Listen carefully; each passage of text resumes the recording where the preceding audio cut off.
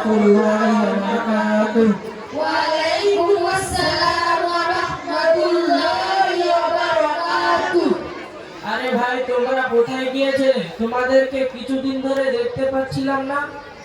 আমরা সবাই যে যার নানার বাড়ি গিয়েছিলাম, কারণ এখন আমাদের কিনিয়াত মুনাজ্জাম মক্তব এবং স্কুল টিউশন সব ছুটি, তাই। আচ্ছা, তোমরা তাহলে নানা বাড়ি গিয়েছিলে, তাই তোমাদেরকে একটু মোটা সোটা লাগছে মনে হচ্ছে। নানা বাড়িতে খুব ভালো মতো খাওয়া দাওয়া হয়েছে।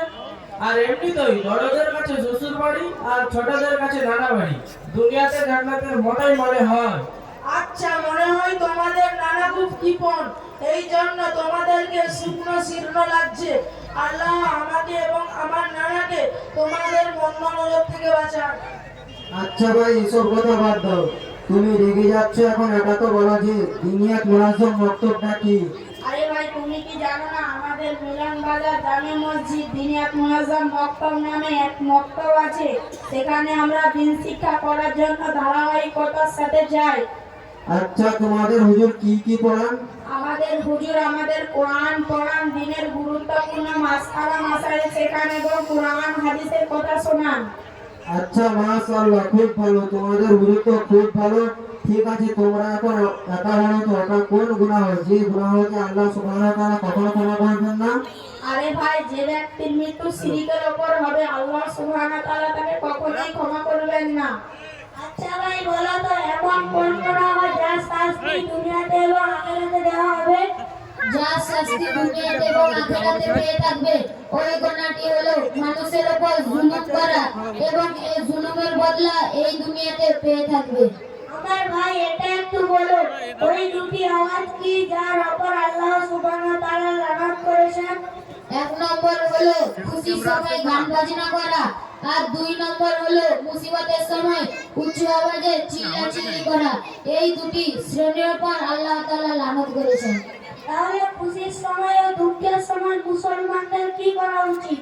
আমার ভাই, যদি আল্লাহ সুবহানাহু ওয়া তাআলা খুশি দেন তবে আল্লাহ তাআলা শুকরিয়া আদায় করবে, আর যদি মুসিবত আসে তাহলে ধৈর্য ধরবে।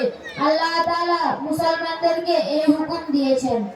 আচ্ছা ভাই, আরো একটি কথা বলো তো, যে লোকদেরকে মাসওয়ালা বলে, লোকদেরকে ফাতোয়া দেয়, তার পরিণাম কি হবে? যে আলেম নন তারপরও যে লোকদের ফাতোয়া দেয়, তার উপর ফেরেশতাগণ লানত বর্ষণ করেন। আপনি এটা শুনেছেন, আজকাল আমাদের এখানে বিনামূল্যে অনেক মুফতি আছে, এই সব লানত ওই মুফতির জন্য। আচ্ছা ভাই, শেষে আরো একটি কথা বলেন। ওই দুটি জিনিস কি যা মানুষকে খুঁজে বের করেছে মানুষের কাছে পৌঁছে যায়? এক নম্বর হলো মৃত্যু, যে মানুষের খুঁজে তার কাছে পৌঁছে যায়। দু নম্বর হচ্ছে রিজিক, যে মানুষের কাছে তার কাছে পৌঁছে যায়। তোমরা এটা শুনেছো, আজকাল মানুষ মৃত্যুকে ভয় করছে এবং লুকোচ্ছে। রিজিকের পিছনে এতটাই ছুটছে যে হালাল এবং হারামের মধ্যে যে পার্থক্য সেটাও শেষ করে দিচ্ছে। সত্য এবং মিথ্যাকে ভুলে যাচ্ছে, জুলুম এবং ইনসাফকে ভুলে যাচ্ছে। কারো মাল আত্মসাৎ করার জন্য আল্লাহ তাআলাকে ভুলে যাচ্ছে। সে যতই যা করুক, তার কিসমতে যতটুকুই থাকবে ততটুকুই পাবে। তোমাদের বোঝে এসেছে কি? জি হ্যাঁ, আমার বুঝে এসেছে, তোমাদের কথাগুলো সত্য। তাহলে কি দরকার আছে কিছু পাওয়ার জন্য মানুষকে কষ্ট দেওয়ার? কি দরকার আছে মিথ্যা বলে ধোঁকা দিয়ে উপার্জন করার, চুরি করার? কি দরকার আছে সুদের পয়সায় ব্যবসা করার? অবশ্যই আমার ভাই রামিজ খুব মূল্যবান কথা বলেছে। সত্যিকারের যদি আমাদের ঈমান মজবুত হয়ে যায় আর এই কথার উপর দৃঢ় বিশ্বাস জমে যায় যে তাকদীরে যা লেখা আছে কেউ কোনোদিন মুছে ফেলতে পারবে না, তাকদীরে যা লেখা আছে তাই হবে, তবে আমাদের সমস্ত দুঃখ কষ্ট পেরেশানি সব দূর হয়ে যাবে। তখনই আমাদের মসজিদে যেতে ভালো লাগবে, নামাজ পড়তে আমাদের ভালো লাগবে। তোমরা তো মিলন বাজার জামে মসজিদ দিনিয়াত মুনাজ্জাম মক্তব থেকে তোমাদের জীবনকে সুখময় করেছো এবং তোমাদের আখিরাতকে সুখময় করেছো।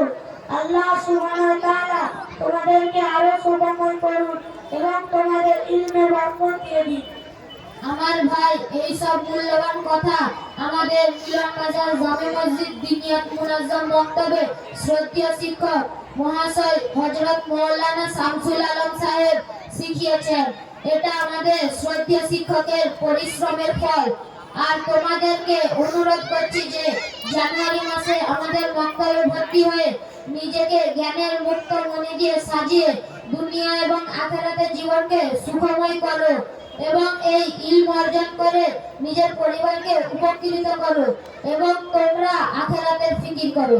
জি হ্যাঁ হ্যাঁ। আমরা অবশ্যই তোমাদের সাথে, জি হ্যাঁ আমরা অবশ্যই তোমাদের সাথে ওই মক্তবে ভর্তি হবো। তোমরা আমাদের জন্য দোয়া করবেন, আল্লাহ সুবহানাহু ওয়া তাআলা যেন আমার জন্য সহজ করে দেন। আচ্ছা ভাই, এখন তাহলে যাচ্ছি। আসসালামু